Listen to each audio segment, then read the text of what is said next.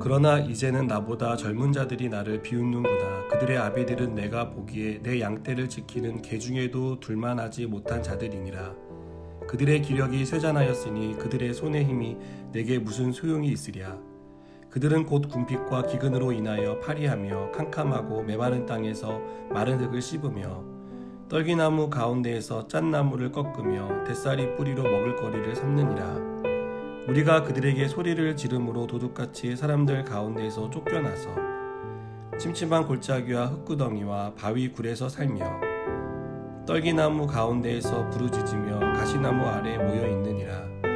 그들은 본래 미련한 자의 자식이요 이름 없는 자들의 자식으로서 고토에서 쫓겨난 자들이니라. 이제는 그들이 나를 노래로 조롱하며 내가 그들의 놀림거리가 되었으며 그들이 나를 미워하여 멀리하고 서슴지 않고 내 얼굴에 침을 뱉는도다. 이는 하나님이 내 활시위를 늘어지게 하시고 나를 공고하게 하심으로 무리가 내 앞에서 굴레를 벗었음이니라. 그들이 내 오른쪽에서 일어나 내 발에 덫을 놓으며 나를 대적하여 길을 에워싸며 그들이 내 길을 헐고 내 재앙을 재촉하는데도 도울 자가 없구나. 그들은 성을 파괴하고 그 파괴한 가운데로 몰려드는 것 같이 내게도 달려드니 순식간에 공포가 나를 에워싸고 그들이 내 품위를 바람같이 날려버리니 나의 구원은 구름같이 지나가 버렸구나. 아멘. 우리가 흔히 아는 속담 중에 부자가 망해도 3년은 간다는 말이 있습니다. 아무리 부자가 망했다고 하더라도 3년 정도 쓸 것들은 남아 있다라는 뜻입니다. 그러나 이 속담을 욥에게 적용해 보았을 때 욥에게는 해당 사항이 되지 못했습니다. 욥은 무엇 하나 부족함이 없는 완벽한 삶을 살았던 사람이었습니다. 그는 부유했었습니다. 또 많은 사람들에게 위로와 권면을 해주는 역할을 감당하는 그러한 지도자적인 위치에 있는 사람이었습니다. 그 덕분에 사람들은 욥을 칭찬했고 또한 욥을 존경했었습니다. 하지만 지금 욥은 자신이 완전히 망했다라고 말하고 있습니다. 더 이상 욥을 좋아하거나 존경하는 사람들은 없습니다. 모두가 욥을 떠났습니다. 욥이 얼마나 처참하게 망했는지 젊은 자들이 욥을 비웃는다라고 말하고 있습니다. 그들은 욥보다 하나도 나을 것이 없는 그러한 삶을 사는 사람들이었지만 오히려 욥을 조롱하고 비웃고 모욕하고 심지어는 얼굴에 침을 뱉는 그러한 일들을 하며 욥을 더 비참하게 만들었습니다. 한때 존경받던 사람이었지만 지금은 조롱과 수치와 모멸과 비웃음을 당하는 비참한 신세로 전락하고 말았습니다. 욥은 자신이 이렇게 된 이유를 11절에서 이렇게 고백합니다. 이는 하나님이 내 활시위를 늘어지게 하시고 나를 공고하게 하심으로 무리가 내 앞에서 굴레를 벗었음이니라. 여기서 말하는 활은 전쟁에 쓰이는 무기를 상징합니다. 또한 이 활은 생명력과 생식력을 상징하기도 합니다. 이것을 종합해 보면 강한 힘을 의미한다라고 말할 수 있습니다. 그렇죠. 우리가 알고 있는 욥은 부유했습니다. 또 사회적으로도 명성이 있는 사람이었습니다. 또 그는 실제로 강한 힘을 가진 사람이었습니다. 장수를 기대할 만큼의 건강을 가진 사람이기도 했습니다. 그러나 욥은 지금 어떤 모습을 우리에게 보여줍니까? 그런 그의 활이 시위가 늘어져 있는, 더 이상 강하다라고 자랑할 수 없고 모든 것을 가졌다라고 내세울 수 없는 그러한 상황 가운데 있다는 것을 우리에게 보여줍니다.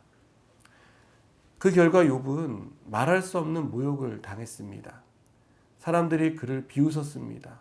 조롱했습니다. 그리고 그를 향해 침을 뱉었습니다. 가장 욥을 잘 이해해 줄 것이라고 믿었던 친구들마저 욥을 외면해 버렸습니다. 이 모든 것이 하나님이 허락하셨기 때문에 일어난 일이다라고 욥은 믿었습니다. 여러분, 욥은 고난받는 이유를 알지 못했지만 고난이 누구에게서 왔는지는 정확히 알고 있었습니다. 이것은 욥이 고난을 견딜 수 있는 힘이 되었습니다. 밤잠을 제대로 이룰 수 없을 정도로 극심한 육체의 고통이 있었고 정신적인 충격이 가시지 않았지만 욥은 적어도 끝까지 버틸 수 있는 이유를 하나님에게서 찾았다는 것을 우리는 알 수 있습니다. 여러분, 저는 여러분과 함께 욥기를 나누면서 반복해서 말씀드리는 것이 있습니다. 그것은 죄의 결과로 고난이 올 수는 있지만 모든 고난이 죄의 결과는 아니다라는 것입니다. 만일 우리에게 고난이 일어났습니다. 그런데 생각해보고 또 그 고난 때문에 기도했더니 하나님이 우리의 숨은 죄들을 생각나게 하셨습니다. 그렇다면 우리가 그 고난에서 벗어날 수 있는 길은 죄를 회개하고 돌이키는 것입니다. 그러나 우리가 아무리 기도를 해도 우리가 고난을 받을 만한 이유를 찾을 수 없습니다. 왜 이런 고난이 나에게 왔는지 이해가 되지 않을 때가 있습니다. 그때는 하나님께서 그 고난을 허락해 주셨기 때문에 나에게 왔다는 것을 우리는 깨달아야 합니다. 그리고 이 깨달음은 곧 우리가 하나님께로 향해야 하는, 그리고 이 고난이 떠나가는 것은 하나님께 나아갔을 때 이루어진다는 것을 우리는 믿어야 합니다. 그리고 고난을 허락하신 하나님께서 그 고난의 모든 여정 가운데 피할 길을 주시고 마침내 그 고난의 끝에 하나님의 놀라운 회복의 은혜를 베풀어 주신다는 사실을 기억하고 믿어야 합니다. 그렇게 할 때 우리는 고난의 시간들을 견디어낼 수 있습니다. 버틸 힘을 얻을 수 있습니다. 만일 그런 믿음이 없다면 우리는 고난 가운데 좌절하고 넘어집니다. 낙심해서 하나님을 떠나는 극단적인 선택을 하게 됩니다. 여러분, 오늘 욥이 우리에게 보여주고 있는 분명한 한 가지 사실은 고난을 허락하신 하나님, 그리고 그 하나님께서 고난의 모든 여정 가운데 함께 하시고 고난의 끝에는 반드시 회복을 주신다는 이 사실들을 욥은 기억하고 믿고 있다라는 사실입니다. 저는 우리가 이러한 사실들을 믿는 그런 믿음의 사람들이 되었으면 좋겠습니다. 그리고 이 사실을 믿고 오늘도 고난 가운데 견디어 나가고 버티며 하나님께 꿋꿋이 걸어가는 그런 믿음의 결단들과 걸음들을 하는 저 여러분이 되기를 주님의 이름으로 축복합니다. 기도하시겠습니다. 하나님, 하나님께서 허락하신 고난이라면 우리가 기꺼이 그 고난을 감당할 수 있는 믿음 주시고 또 하나님 그 고난 가운데 함께 하심을 경험하게 하시고 또 그 고난의 끝에 하나님의 놀라운 회복의 은혜가 있다는 사실을 믿고 또 그 은혜를 경험할 수 있도록 우리 가운데 은혜를 베풀어 주시옵소서. 예수님의 이름으로 기도드립니다. 아멘.